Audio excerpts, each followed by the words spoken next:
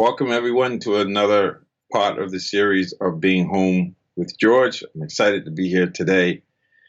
And as usual, the intention of these offerings is to help folks in the time of COVID, in the time of getting clear on how to bring more justice and well-being to all folks, all stripes, races, and religious creeds, all beings. So the whole idea of independence or celebrating Independence Day, July 4th, is getting away from the tyranny of a king or of a sovereign nation that was interested in exploiting or taking advantage, taxation without representation, however you want to look at it. And so when we think about independence, so that's a nation, that's physical independence. But when we talk about emotional, spiritual, or mental independence, we're talking about how do we relate to suffering or to things like fear, doubt, insecurity, anxiety, uncertainty, which is right in our face right now, social injustice right in our face right now. How do we maintain independence from suffering, or how does suffering prevent us from being independent? So in my mind, when I'm in that fear mode or survival mode, fear, doubt, insecurity, then I'm in this state of lack. There's not enough for everything, so it's more like an animal. Like I have to get it because there's only so much there. I'm coming from a place of lack versus coming from a place of abundance and understanding that there's enough for everyone, and I can be generous to others, and there's still enough for me to be generous for myself, and vice versa. As I am generous to myself, loving to myself, then I'll have more to give to others. So there is this relationship between independence and suffering. And I'd say there's a relationship between freedom and anxiety. And so independence is the ability to create space between stimulus and response. And in that space, in spite of the hurt, we can still generate the hope and be more loving, be more compassionate, be more in the giving nature to help others. And so this independence without that clarity of mind, without avoiding suffering or beyond suffering, alleviating suffering or eliminating it, you can't be in survival mode, which suffering does for us, versus independence and being in a growth mode where we're moving toward and we're coming from a place of love, abundance, yes, I can, and let's see how we can help. And I like to talk about this idea of being able to say yes into life. Yes, there's hurt. So how do we hold the hurt? Which means really acknowledging it, accepting it to the degree that we admit that it's here, and that's the only way we can work with it. So holding the hurt, making space for it, and at the same time generating the hope. And so in this time, it's very interesting that there's a lot going on. And in some cases, if you think about coronavirus, you can see where it's actually spiking in some places. And there were folks maybe 6-8 weeks ago that were thinking that it was okay to engage in certain activities. And some people felt that they had the right to exercise their amendment to speak freely and to do what one pleases in terms of having independence and people being able to do what they want to do to express themselves freely. And it's interesting that we're coming up on Independence Day, which is the independence of the United States of America. Yet it doesn't feel like there's a lot of independence that's available to us right now. When I think about the fact that Europe has shut down travel from the United States to Europe,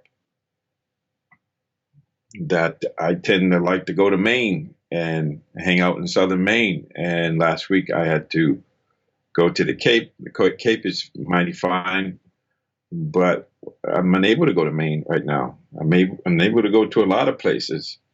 I'm unable to go out to eat.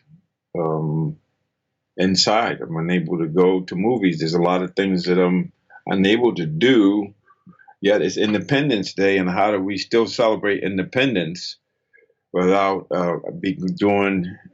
getting engaged in our seasonal activities. My brother's birthday is on July 4th, and my neighbor's birthday is on July 4th. So I usually make those rounds, as well as others of us go to the fireworks, get out and engage. It's the summertime to be engaged with folks, but that's not available to us if we are interested in our own well-being and the well-being of others. And so it's going to take something. It's going to cause us to do something.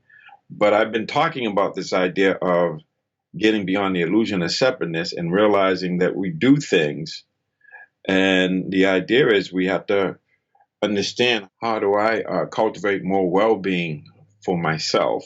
And then at the same time, by cultivating more well-being, more safety for myself, I'm able to offer that to other folks. And so this idea of, even though we can't move, there's a lot of movement that can happen internally, even if we're staying at home or social distancing and wearing masks or doing things that prevent the transmission of disease or toxins, however you want to call it. And some of that is obviously physically, but then emotionally, mentally. It's this idea of shifting from doing to being, and being for me has to do with being more loving, being more generous. And so even though some people tend to understand, well, if I can't exercise myself and I'm just wearing a mask, even though I don't feel like wearing a mask, even though my glasses get steamed up, I'm wearing a mask, but it's a form of not sacrifice. In my mind, it's a form of generosity. It's a form of kindness or loving kindness. It's a form of cultivating well-being for myself and others. And so this internal journey about cultivating these qualities of mind in myself, like really reflecting on the fact that, yeah, I'm not able to do those things that I want to do. And sometimes we want to just get out of the house and we want to just go eat, or we just want to walk around and be able to breathe without having a mask on. Yet at the same time, there's a consequence to doing that. And so to me, we can get out and we can be out more if we can just nip it in the bud and do all of the things we've been doing here in Massachusetts for the last 3 months, and it's paid off. And so we have to continue to do that. But it takes a certain